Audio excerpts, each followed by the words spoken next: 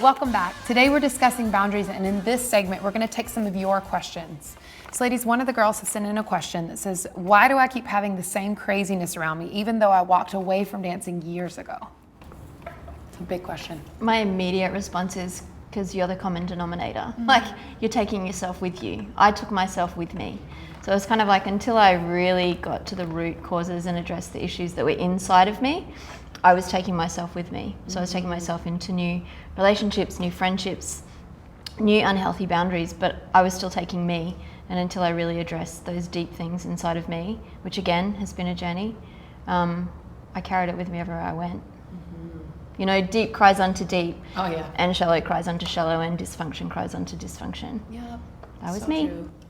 I have to say, if I'm really honest with myself, there was a part of me that was almost addicted to other people's problems and other people's drama, because as long as I had someone else's issues to focus on, it kept me from having to look in the mirror and looking at the stuff that I was afraid to face.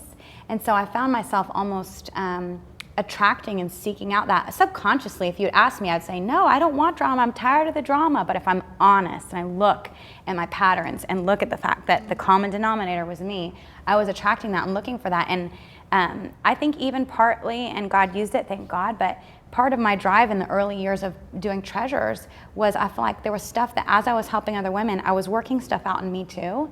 And so I feel like I'm finally at a place where I can honestly say I don't need or want the drama. I don't need or want to be anybody's hero. I don't need or want to fix anybody else.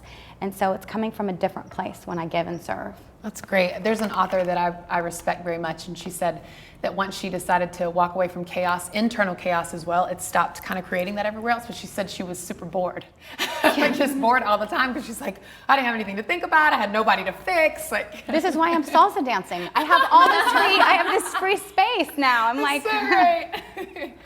What about you, Chrissy? Any thoughts you want to add to that? As far as the craziness goes, I think that I continued the craziness in my dating relationships, and I kept attracting the wrong guys because I didn't know what to look for in a man. I didn't know anything about dating. All I knew is if he was cute and tall and nice, then I would date him. So I've had to learn a lot.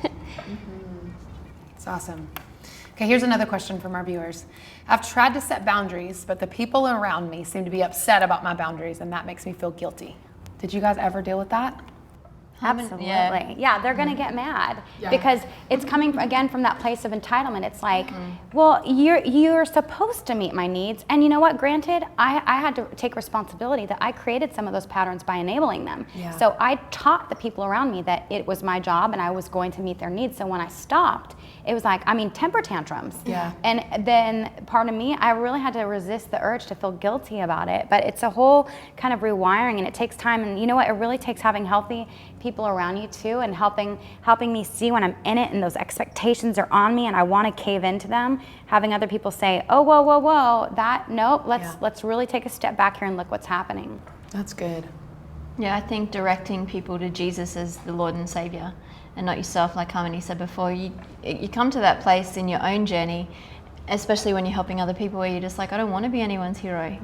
One way Jesus. I have a life and I have my own issues and I'm going through my own journey, and what I go through now is different to what I went through 2 years ago, 12 years ago, 15 years ago, but it's still life, and it still throws curveballs. So you've still got to go, I need to prioritize me, I need to prioritize my family, and being okay with saying no and understanding that there are going to be people who are disappointed in you, in the same way that you've been disappointed in other people.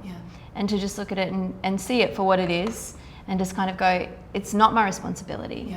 And it is okay to say no. And it is okay to say yes, in the right season, in the right moments. Like, even I feel like when I first gave myself permission to not take that crisis call, it was amazing because I would feel so guilty. I would do it because I knew it was healthy for me. And then the next time I'd speak to that person, they'd say, you know what, I'm kind of glad you didn't answer because I couldn't get a hold of you, and so I just had to talk to God about it, and I just had to pray. And I realized that I was actually not doing them a favor by, trying to be a crutch. That happened recently when I tried to get in touch with Harmony, and I was going through a crisis. and she Speaking didn't of. respond. But I realized that from all the help that I had with Treasures, that I was able to navigate it all by myself with God, and it was very healthy to like process it all by myself. To see that you have the tools, like especially because she has had people come alongside her. It's like it's empowering to, like when I can't get a hold of my sponsor, I'm in Celebrate Recovery, I'm working out codependency, and I can't get a hold of my sponsor.